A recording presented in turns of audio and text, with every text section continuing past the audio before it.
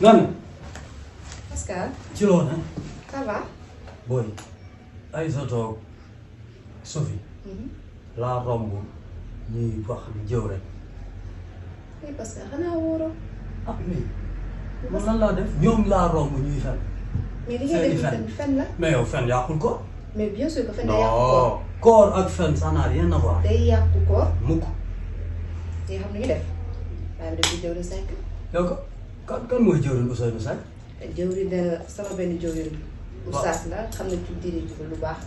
bàyyi ma dem laaj ko. ah demal wante man yow boo demee li ma la wax la lay wax. fen. fen day yàqu koor. amul fu ñu bind ne fen day yàqu koor. bàyyi ma dem. waaw demal.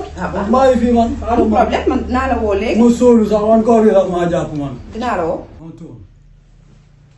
salaamaaleykum. waaleykum salaam. soxna Ndeye na nga def. yaa ngi si jàmm. sant bu baax ay daal laa gis. maa ngi nii rek. yaa ngi am jàmm. maa ngi sant bu baax alhamdulilah. ah jëwriñ man de dama toogoon sama benn xarit léegi. ñu waxtaan di weerante ci ba xam fen baax na wala baaxul surtout ci weeru koor bi ñu nekk. ma ne ko xaaral ma ñëw seet si la.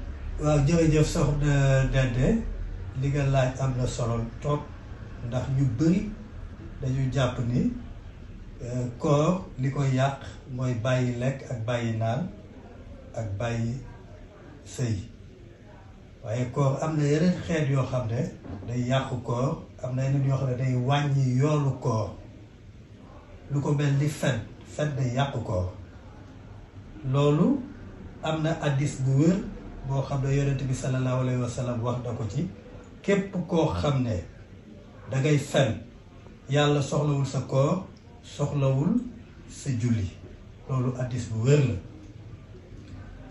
imaam Junayd di góor yàlla bu mag ñu di ko wax sang xeet wi wax na ne la calomnie détruit le jeune. calomnie mooy nga waxal nit loo xam ne du noonu xam nga dafa am le mensonge am la calomnie fen mën nga fen te doo ko jëme ci nit doo yàq réputation nit doo blesser susceptibilité mais su fekkee ni da nga fen wala nga def calomnie loo xam ne day yàqal doomu aadama bi wax joo xam ne du dëgg nga wax ko ci nit loolu ça détruit le jeune kon fen boobu baaxul fen bokk na ci bàkkaar yi kabaa'ir yi bàkkaar yi dafa am ñaar fukk yoo xam ne mooy ce qu'on appelle les péchés majeurs fen ci la bokk fen day yëgal aras fen baaxul c'est très dangereux de mentir yonent bi am na ku mës a ñëw ci boobu ne ko damay njaaloo damay naan sàngara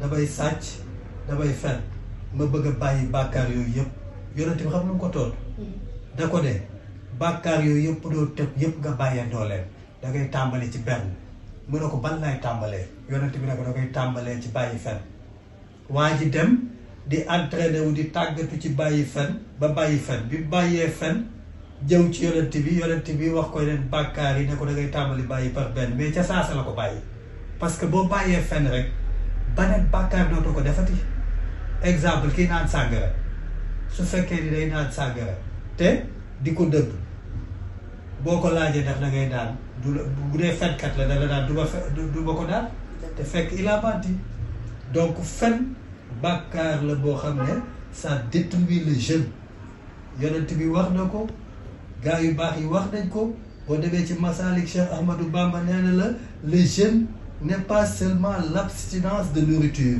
et de boisson koor du bàyyi lekk ak naan kese le jeûne c'est la préservation des 7 organes mooy nga sàmm sa juróom-ñaari cër yëpp don sa làmmiñ bi nga téye ko ci fen kon fen baaxul li muy bon yëpp nag ci weeru koor la gën a bone ndax loolu lañ naan zarful zaman zarful bàkkaar le moment et le lieu bàkkaar baaxul ci lu dul weeru koor mais ci weeru koor la gën a bonati voilà jërëjëf duyul ma seen waata jërëjëf merci beaucoup Pascal boobu nag xam naa am kàccoor la waaw